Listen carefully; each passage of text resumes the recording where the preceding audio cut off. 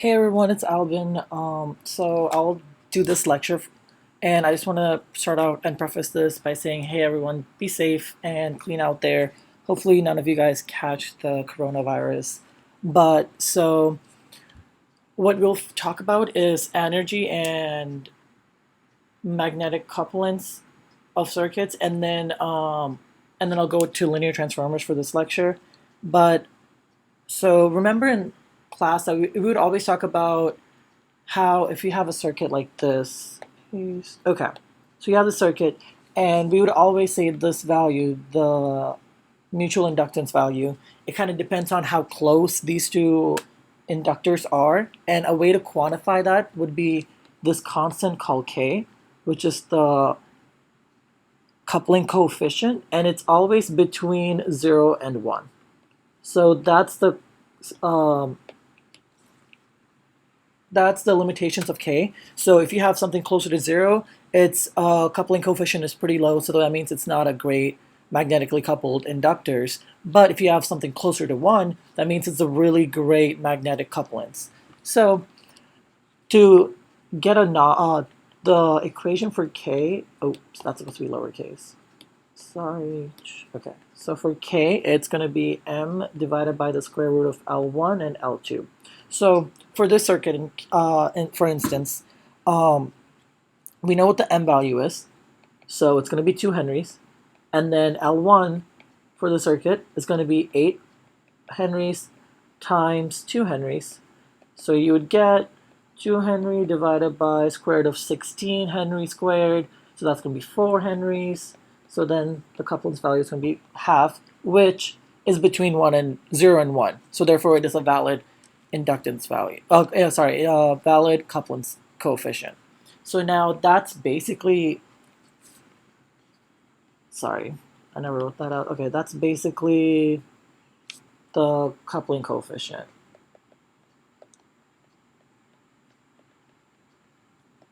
It's a straightforward concept. So I'll go to the next one, which is about energy. So Natalia wanted to cover this last class, but she never got the time to. So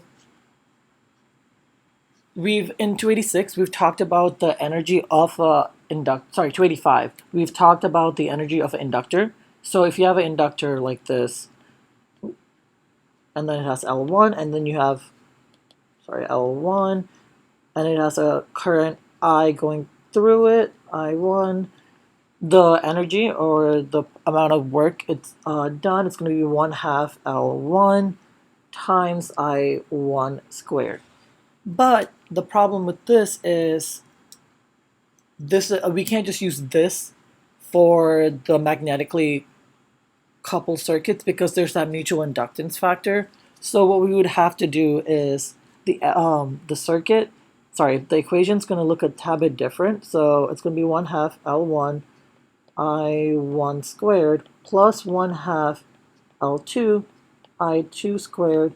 And then this is where the magnetic couplings kind of comes in. So it's going to be plus or minus depending on where the dots are. It's going to be M1 times I1 I2. So if you haven't noticed, this I1, I2, they're all in time domain. So when you're given this circuit, if you're given a circuit and they will specifically say, hey, solve for t equals like 7 seconds or something along those lines. We would like explicitly state it because since we're working with circuits that have time varying aspects, these I1 and I2 are always varying in time, so the energy cannot be defined instantaneous. We can't generalize it. We would have to take the instantaneous. So I'll do an example later down. Right now, sorry. So I'll use the same circuit from before. So and then the two clauses, the one clause that you would need is the Vn right there. So Vn is going to equal to 60 cosine of 2t plus 30 volts. So from this, you can easily tell that the omega in this case is going to be 2 rads per second. Cool. So then if I make the phasor equivalents for the circuit, you will have the source, the capacitor, all this extra good stuff. Okay, so can't forget the dots. Dots, the mutual inductance value. Oh, sorry. So if you do that, it's going to be negative J for J16, J4, negative J8, and then 10, and then it's going to be 60 angle 30. Cool. So I'm just going to say that's I1 and that's I2, just for clear notation. So if I do the mesh of that first loop, so it would be mesh 1, so you'll get 60 angle 30 is going to be equal to negative J from that capacitor, and then J16 times I1, and then you have that mutual inductance value. So in this case, it's going to be positive. So it's going to be positive J4, which is the mutual inductance value right over there. And then it's going to be multiplied by the opposite current, so not the current that we're looking for. So since we're looking at mesh 1, the opposite current is going to be mesh 2. So it's going to be I2. So that's going to be equation 1 for us. And then so mesh 2, it's going to be, you have, I'm going to sum up all these elements. So you have J4 minus J8 plus 10, and they're all I2. And then the mutual inductance value, it's going to be positive, and then it's still going to be that J4 times the opposite. So since we're looking at mesh 2, the current is that we're going to put for the mutual inductance aspect, it's going to be I1, and then that's all going to equal 0. So if you do some algebra from this state, you have 10 minus J4 times I2 divided by J4 equals I1. Negative. I'm sorry, okay, negative. And so from there, if you kind of calculate that out on your calculator, you should get about 2.69 angle 68.2 I2.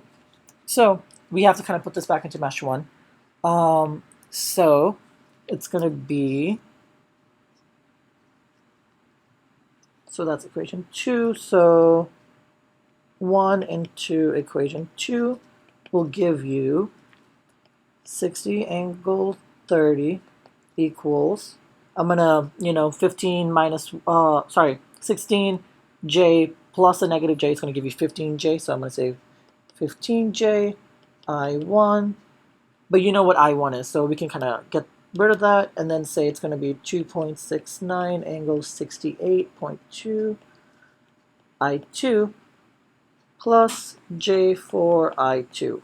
And then now you see how there's an I2 plus an I2, so that means you can just add those two good things together. So it's going to be 60 angle 30 equals I2 on the outside. And then it's going to be J15 times 2.69 angle 68.2 plus J4. And that's all equal to I2, so therefore, 60 angle 30 divided by J15, 2.69 angle 68.2 plus J4 equals I2. So then when you plug that in, what you end up getting is 1.427 angle negative 123.13 amps. And then because of the relationship that we had from equation 2, so this is 3, if you put 3 into 2, you get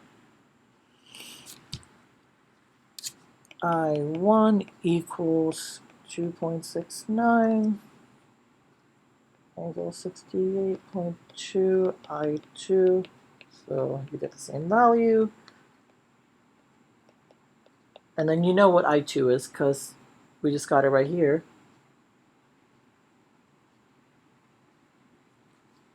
So it's going to be 1.427, angle negative 123.13. So amps. So you get 3.84 angle negative 54.93. So that's the other part that we needed. So perfect. Okay, now we have to find the energy at time equals 1, right? I never actually said that. Actually, no, I did. So if you scroll up, it says solve for time equals 1, right? So we're going to, 7, sorry. No, actually, we're going to do 1 for this case. So we're going to solve for time equals 1. So t equals 1 seconds. Okay, perfect. So since we have I1 and I2, what we can do is convert it to time domain. So I1 in time domain will be 3.84 cosine of 2t minus 54.93, and then I2 will equal 1.427 cosine of 2t minus 123.13. Cool. Amps. So now, if you want to find what the current is at time equals 1 second, you would literally plug in 1 into this equation. So there's a common mistake, and I will show you what that would be. So if you do I1 at 1 second, your initial instinct would be to do 3.84 cosine of 2 times 1 minus 54.93. So this right here is completely wrong at that point, because if you think about it, that 2 is actually in 2 rads per second. That means that's in radians. So you're multiplying. So what happens is you have radians, and then you're subtracting with degrees. So that, sorry, I can't spell. So that does not work out. So what you would actually need to do is I1 equals 1, 3.84 cosine of, so it's 2 radians per second, right? So radians per second, you would have to multiply by 180 and then divide by pi to get rid of that radians, and then multiply by 1 second, and then that will cancel out the radians, and then this will be converted to degrees, and then you have that phase which is already in degrees. So if you do this calculation, what you get for I1 is going to be 1.94 amps, and then if you do the same thing but with I2 instead, so you get 1.427 cosine of 2 times radians over second, sorry, not times, 2 radians per second times 180 divided by pi times that 1 seconds. If you look at it, that seconds cancel out, the radians cancel out with the pi, and then that's going to be minus, what? Don't cancel out the pi, sorry. Make sure you include the pi, but in your head, remember that a pi cancels out the radians. And then minus 123.13. If you do that, you get 1.411 amps. So now since we have that, we're going to plug it into the equation that is all the way up at the top, this equation right here. So I'm going to go down here, and then what's going to happen is work in this case is going to be 1/2. I'll write out the equation again. So 1/2 L1 I1 squared plus 1/2 L2 I2 squared, and then plus plus or minus. It just depends on what the dot conventions are. So I1 I2, and in this case it's going to be plus, so it's going to be equals 1/2 L1. So you're going to go back up there, back up to the circuit, so it's 8. So that's L1 and that's L2, if it wasn't clear to you guys. So it's going to be 1/2 times 8 henries times that current squared, so it's going to be 1.94 squared plus 1/2 2 henries, 1.411 squared, and then plus that mutual inductance, I believe it was 2 henries. So it would be 2 henries times 1.94 amps times 1.411 amps. So if you do that calculations, you will get 22.5 joules. So that means at time equals 1, there's about 22.5 joules stored in the inductors. Okay, so that's the last bit of 13.3. So we're going to kind of shift over to 13.4, which is going to be our linear transformers. So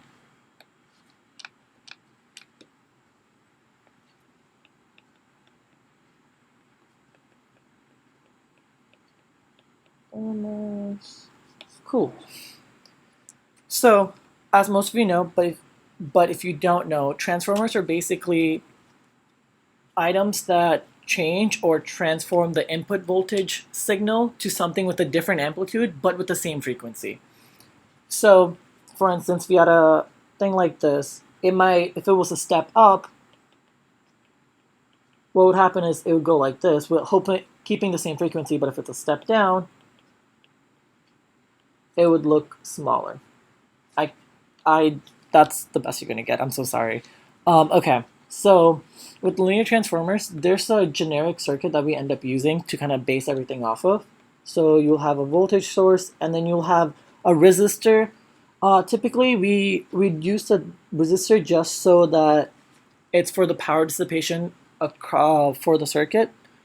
But it can't be on. Sorry, it won't be a resistor all the time. It might be an impedance block. It might be just a capacitor, a resistor, maybe even inductor. So you want to just be aware that it don't think it's going to be this R1 all the time. And then you have R2 there, and then this impedance block ZL. R2, the dot, L2, L1. There's that V input, and then the mutual inductance value right there. Is that everything? Oh yeah, and then the drawing of the current. So I1, I2.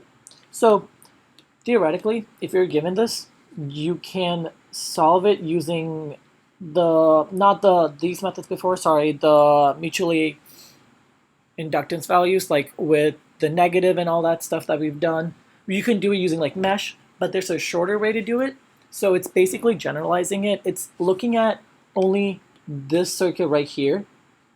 So if we look at this circuit and then we transform or reflect any impedances of this circuit, circuit number 2, onto circuit number 1.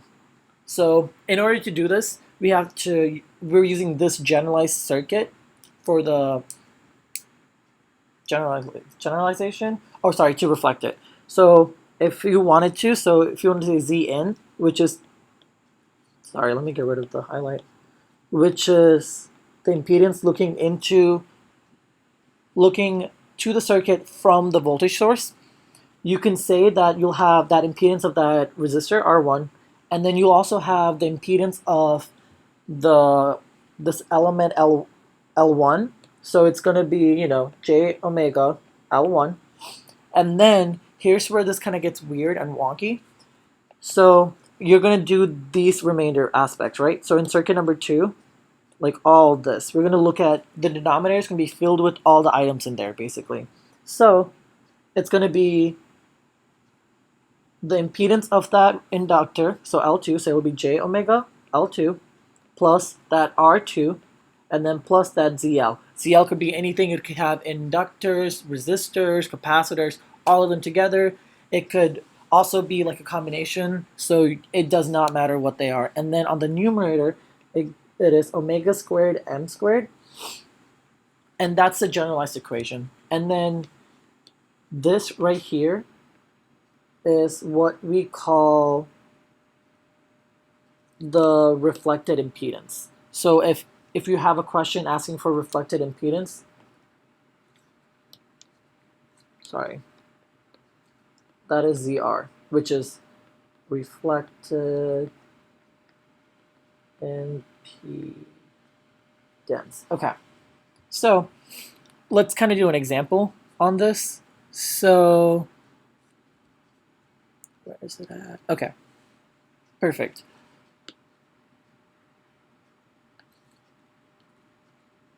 So we have this.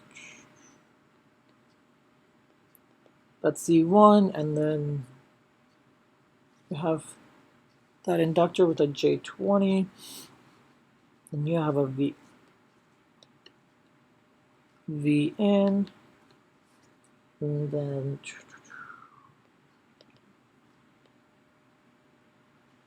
you have a Z2 here, and then that's a ZL. The value is J40, and then there's the dot right there. And then, so V in equals 50 angle 60.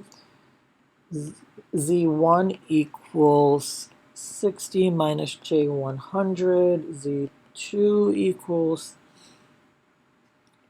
30 plus J40, and then ZL is going to equal 80 plus J60. And all these have ohms except for that voltage. It's going to be volts.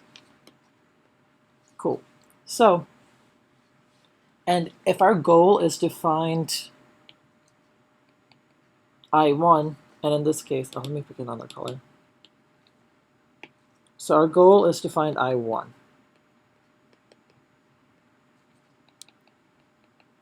So using the previous methods that we know, we can set up the equations using the mutual inductance. So you would have to you can draw in the voltage sources, the dependent voltage sources, figure out the polarities, add them up. You'll have two sets of equations, solve for that, and then you can get I1. That's honestly the harder way. So if you use the equation I kind of gave up here, if my tablet wants to move, okay, cool. So using this equation right here, we can kind of generalize it. So let's see. So if we're generalizing this equation,